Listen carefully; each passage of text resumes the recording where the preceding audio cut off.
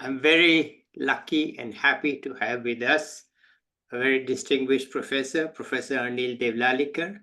He will tell us about his recent studies on the recent demographic changes in India. Over to you, Anil. Thank you. Thank you, Subodh.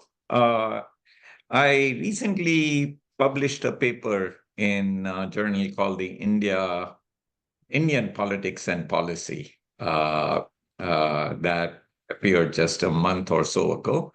And in that, I outlined some of the demographic changes that are taking place in India right now and what I foresee for the future. So let me sort of just lay it out very broadly, and then we can go into the details if there is interest. First and foremost, people always have this impression, the man on the street has the impression that Indian population growth is still sort of accelerating and India is adding lots of people. And India already, there was, in the popular press carried news last year that India has now overtaken China as the largest country in the world in terms of population size. And so I think what is less understood or less appreciated is that while India's population is growing and will continue to grow for a while, fertility rates in India have fallen quite dramatically over the last 15, 20 years.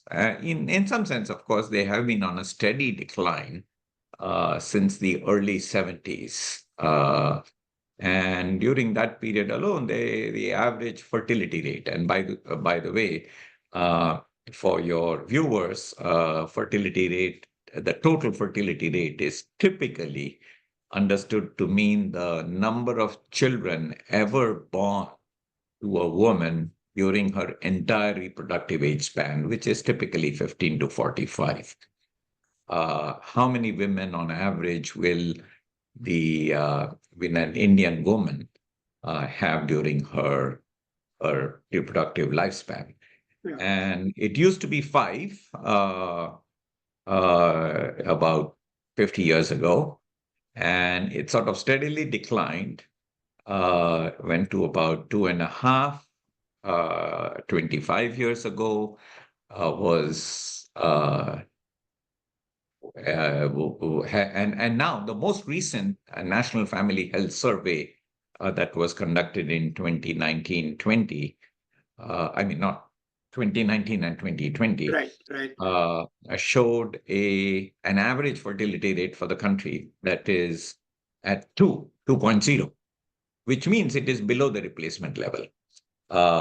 And essentially, what this suggests is that the population growth is going to start slowing down. We will still continue to grow. I mean, population is like a moving train. When a train is sort of moving at top speed and the engineer applies the brakes, the train is decelerating and will eventually come to a stop, but it's going to stop.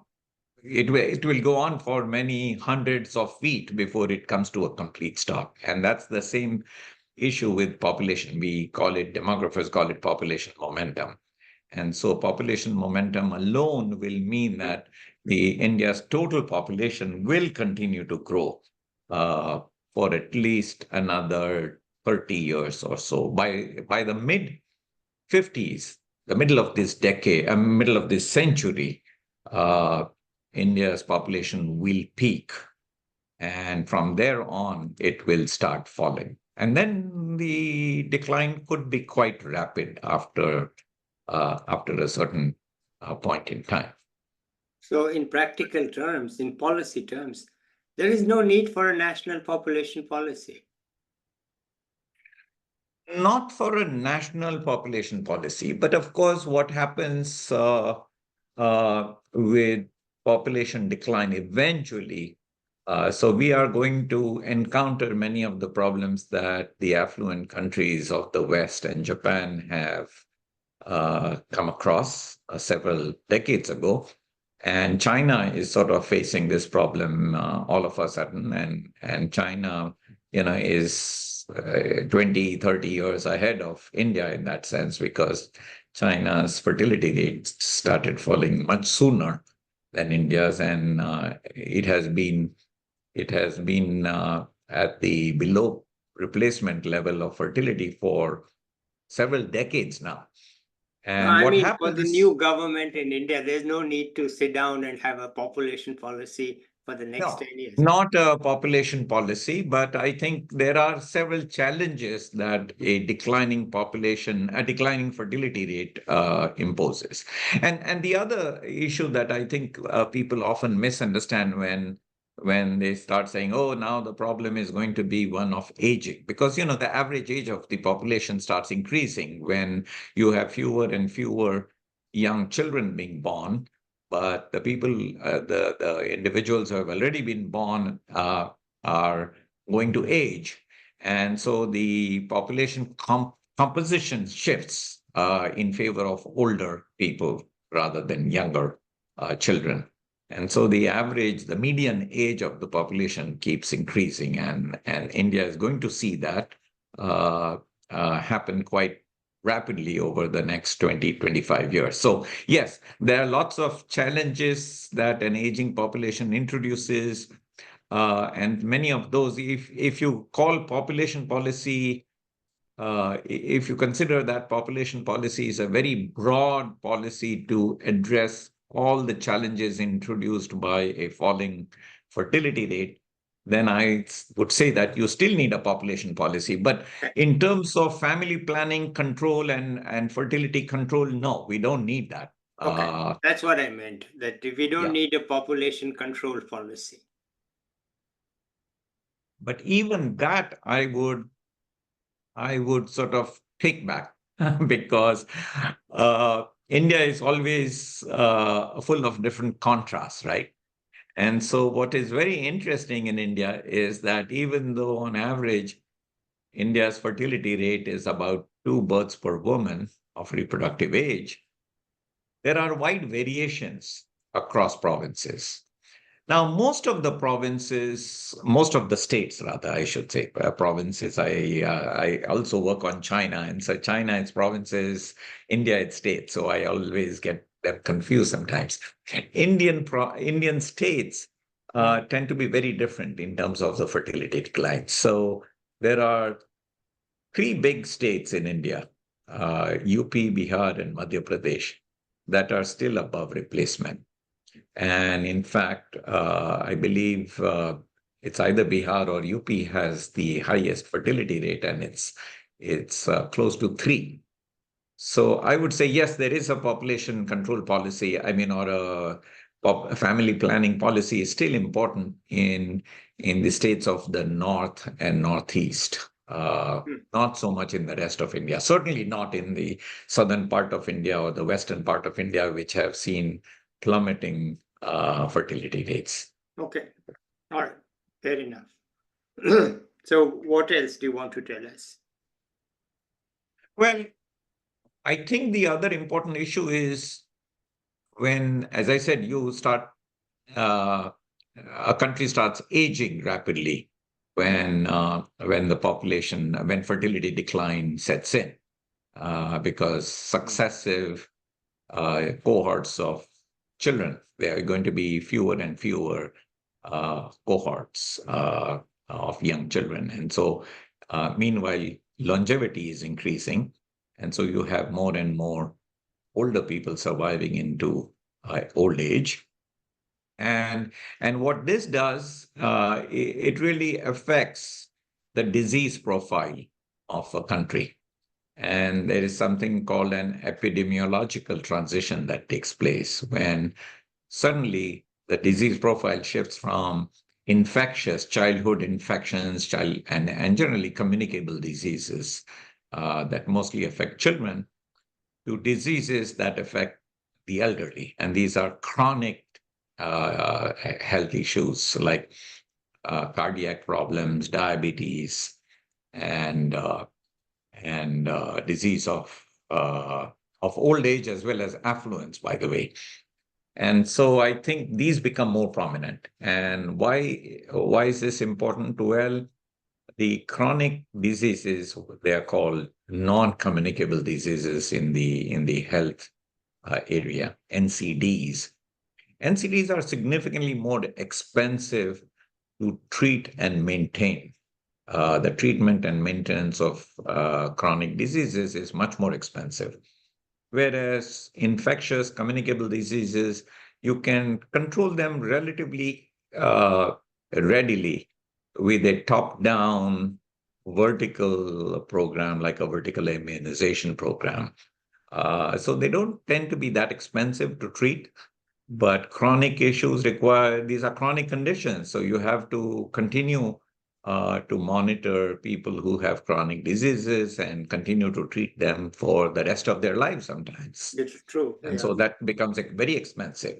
Yeah. And what is a problem for India is that India's the government health expenditure, health infrastructure generally in the country is generally still very poor. I mean, we haven't even been able to address all of the communicable disease problems in India.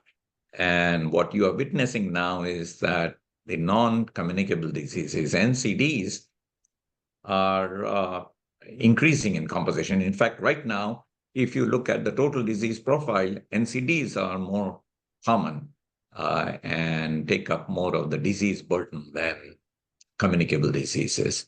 And yet, India's health systems are designed more for addressing communicable diseases, including, Yeah. I mean, and the biggest problem is Indian public health expenditure is very low.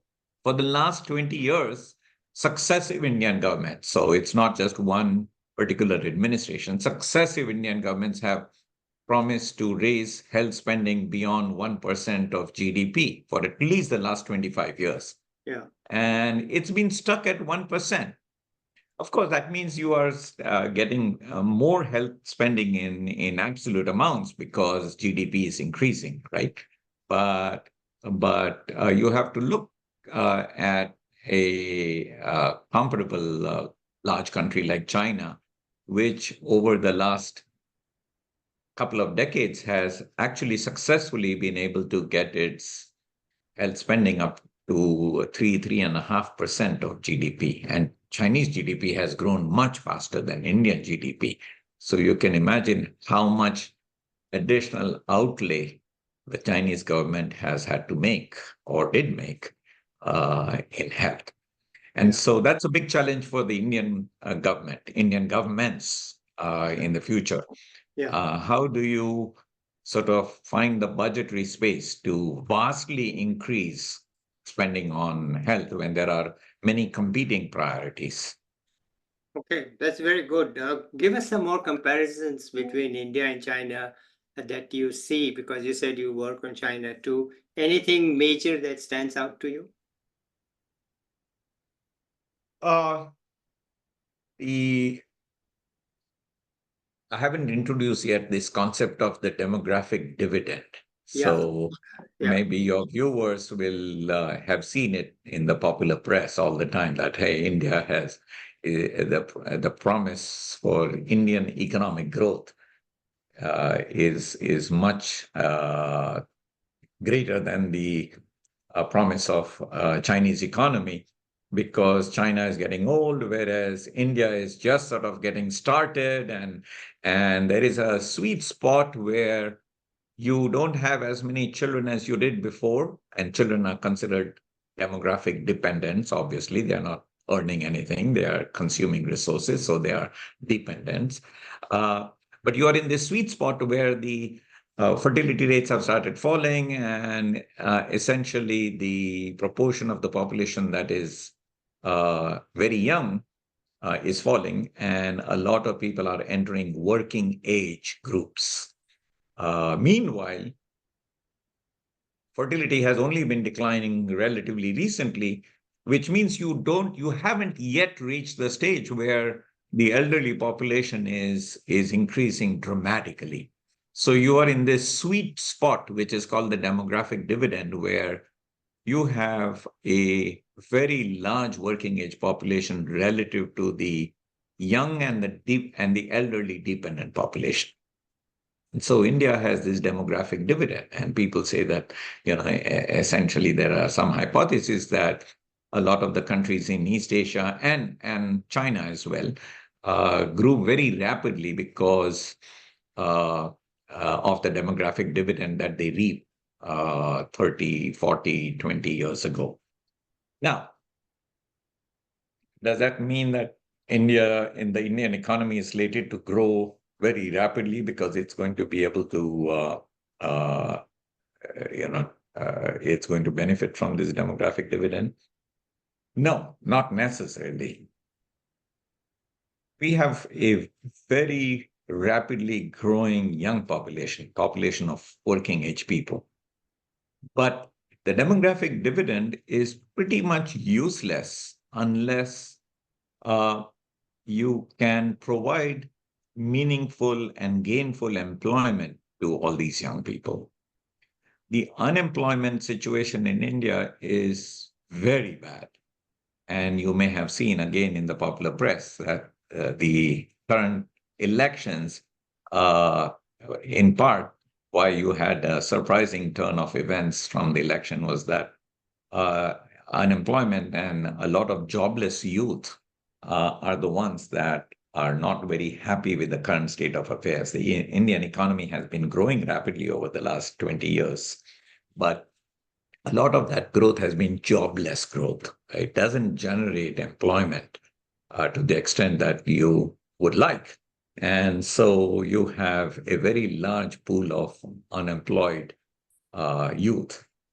And in some sense, you can fritter away the demographic dividend by not being able to give jobs and use these young people productively. And I'm afraid India is in that situation right now. Mhm. We cannot even provide uh, good jobs. And by good jobs, I mean jobs that are productive jobs, not just jobs in the informal sector where, people are vendors on the street.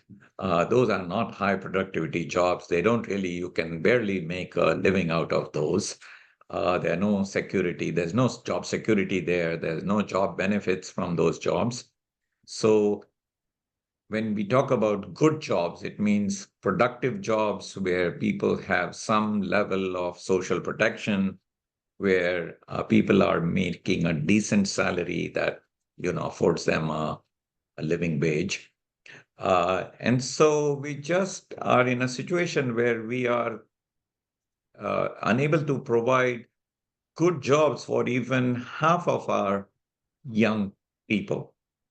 And remember what because of India's demographic profile, over the next 20, 30 years, we are going to be adding anywhere from 10 to 15 million additional working age persons to India's population every year. And so this is a daunting task. We cannot even provide meaningful employment to nearly 40% of our young people. And then we have more and more young people being added to this group. And so we are just sort of falling further and further behind. In fact, when you have a situation like this, the potential demographic dividend is not only frittered away, but you can have a demographic disaster.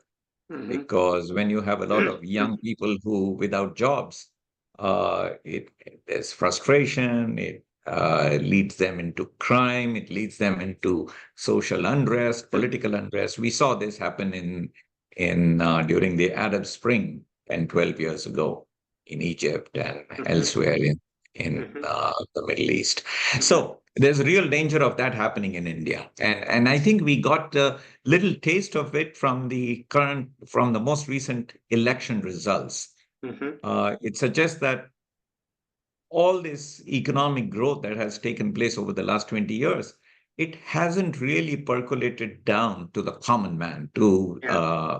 people in the villages, to people in smaller urban areas, because this growth has just not been generating good jobs. Now, this is it's different from what happened in China. When China had experienced this demographic dividend, they were industrializing like crazy. Okay. And, basically, they took advantage of this burgeoning population of young people.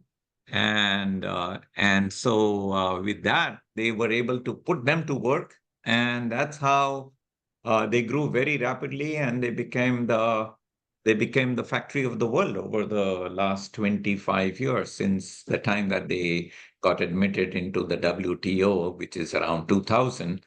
Hmm. Uh, they really were really brilliantly, I would say, able to take advantage of the demographic dividend, and Hmm. and uh, it helped them grow to. I think India, Chinese economy has sort of grown. I don't think there is another case in human history where an economy of the size of China has grown so rapidly over such a relatively short period of time. Well, not short, 33 decades. They have been growing quite rapidly. Okay. And so that is a big contrast between India and China. If India is to emulate the Chinese experience, it's going to really, really need to ramp up high quality employment uh, of this burgeoning youth population.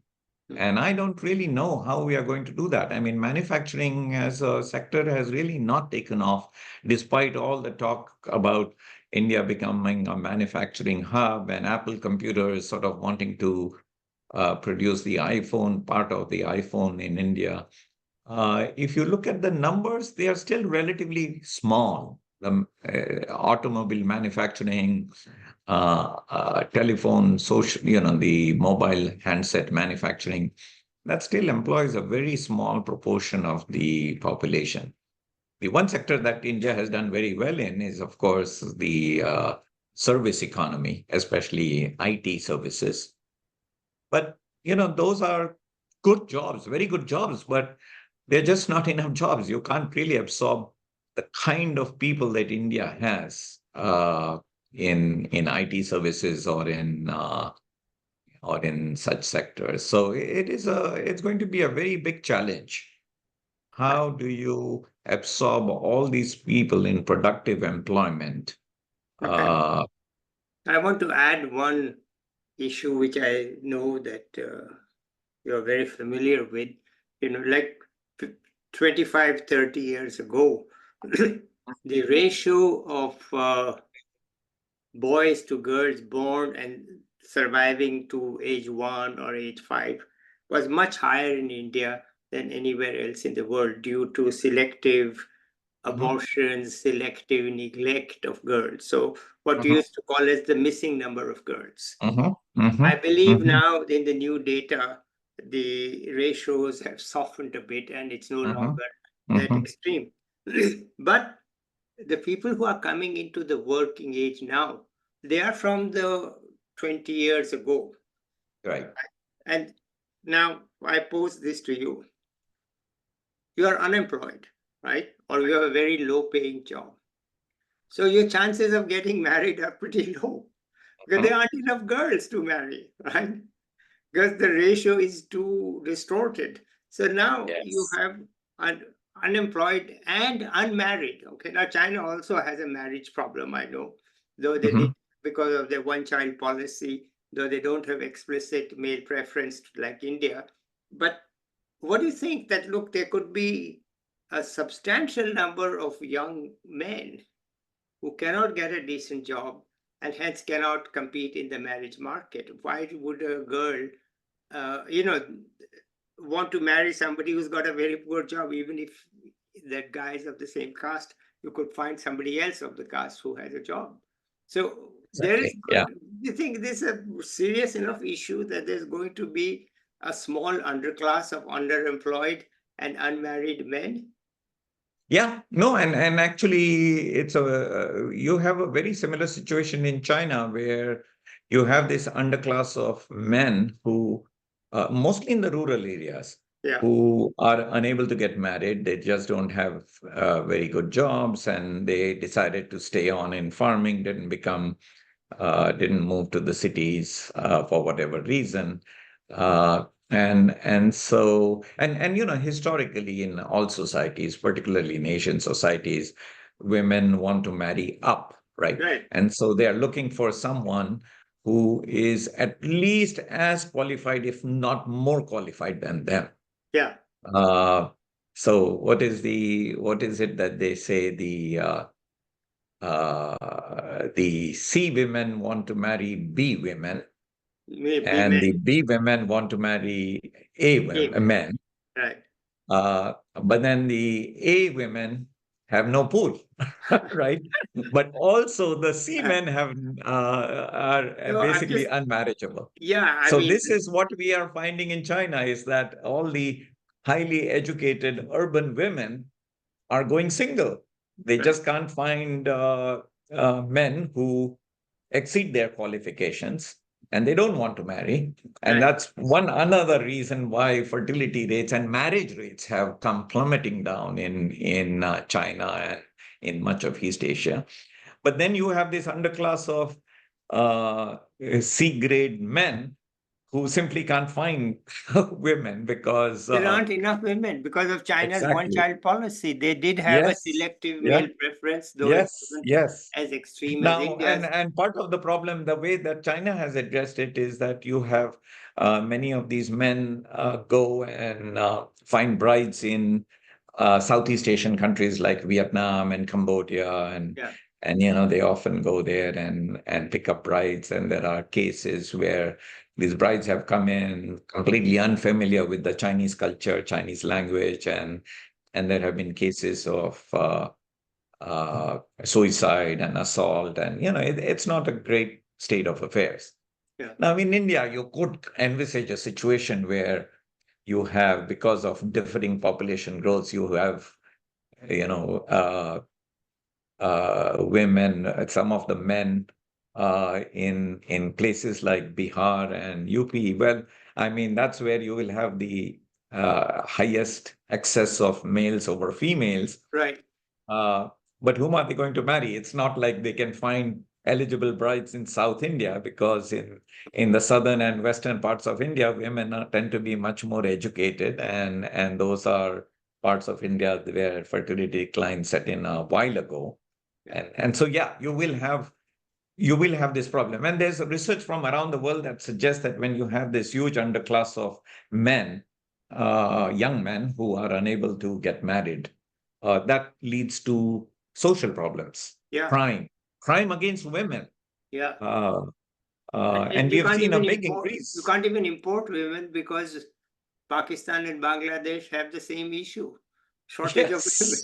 Yes, They have, exactly. you can't Yeah, even go. I mean, the neighboring countries, you can't find brides because they no, probably have. Though Pakistan has a high TFR, but compared to the male, if they have male preference, and they won't really have exportable brides. I no, don't know how no, no. Chinese people have more money, so they can even get the brides and uh, Yes, yes. stiff And they the don't have local. as many This, restrictions in terms of caste, marriage within caste, and so they are open to marrying women of other nationalities. I think in India, with all our restrictions on marriage, it will be very difficult to import brides from elsewhere. no, but it's already happening internally. Men in Haryana, where the ratio was pretty poor, are marrying Yes. poor Bengali women. Yeah, that's true. Yes, you They do are that. marrying You poor you find Bengali women and so stiffing the Bengali men that. because they are more Right. prosperous than the poor Bengali farmers. So they are marrying Odia and Bengali women from the That's true. poorer states. But you can't go outside the country. So you are just No. shifting the problem You from are one shifting the point. problem from one state to another. Yeah, no, Right. that's true. But Subodh, if I may, there is one other issue. Since you started talking about the sex ratio, I do want to mention that when I Yeah. talked about how India doesn't utilize its labor resources adequately. I do also want to point out that female labor force participation rates in India are unusually low.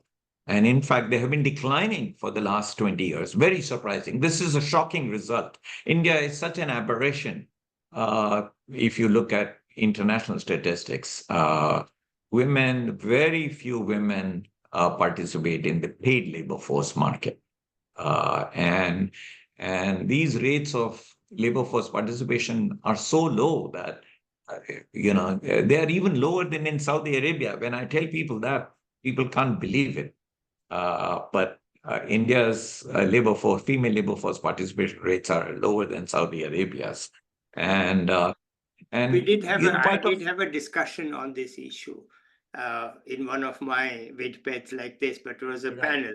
And right. one of my conclusions out of that was that, one problem, there are many, many reasons for this, but one problem which is not often discussed is that actually the economy has modernized, but society has not modernized.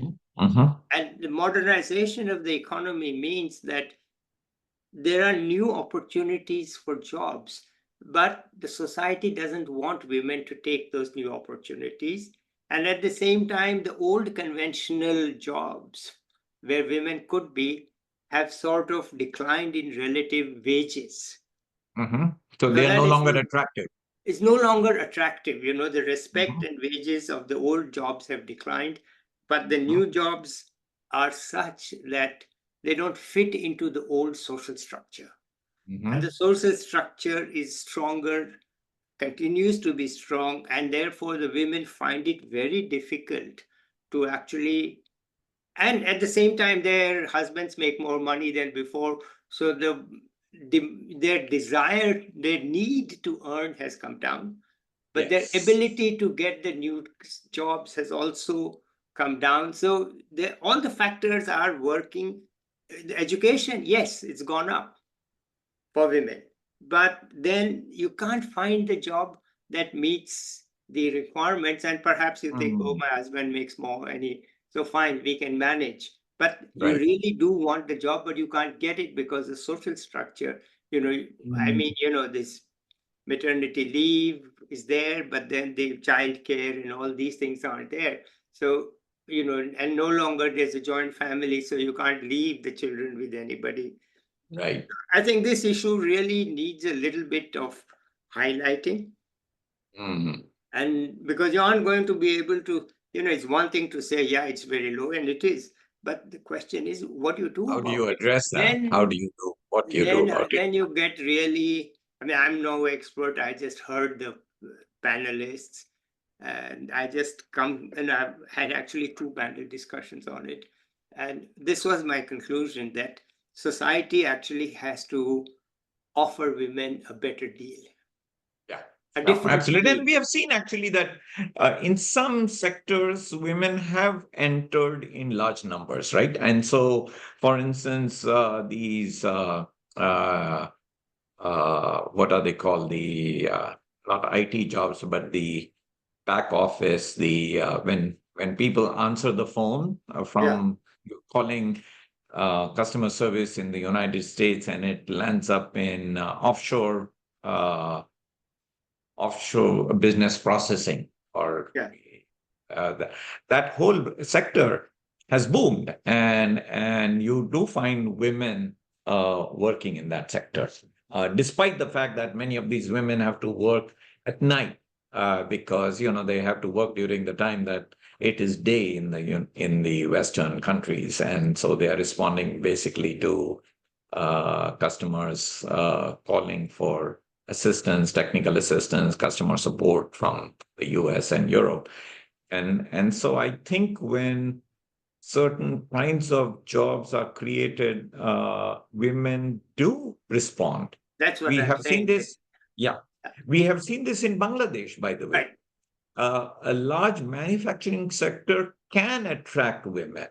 I mean, in Bangladesh, it was the textile manufacturing and apparel manufacturing that really brought in women in very large numbers. And the garment industry in Bangladesh is heavily female dominated. There were not enough males who were skilled enough to do the job Yeah, anyhow in Bangladesh, because it's a female profession. So, and yeah, also there were rural women who would accept the higher paying jobs in Dhaka. exactly.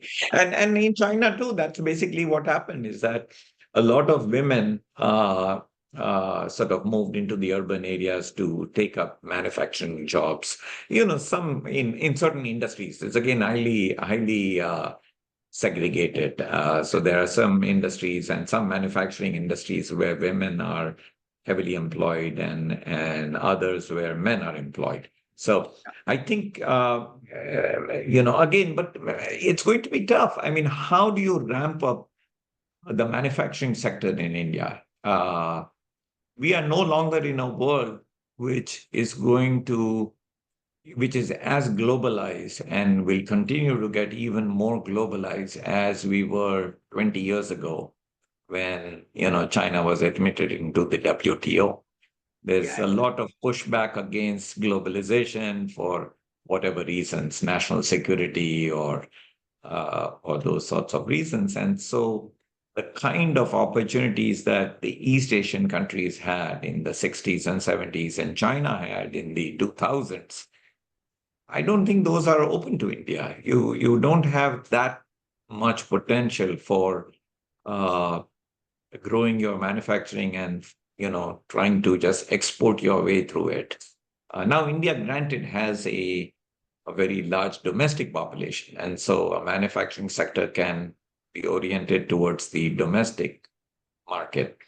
But for that, Indian incomes, per capita incomes have to grow. You have to have a sizable middle class that can consume the manufactured goods that a vastly enlarged manufacturing sector would produce.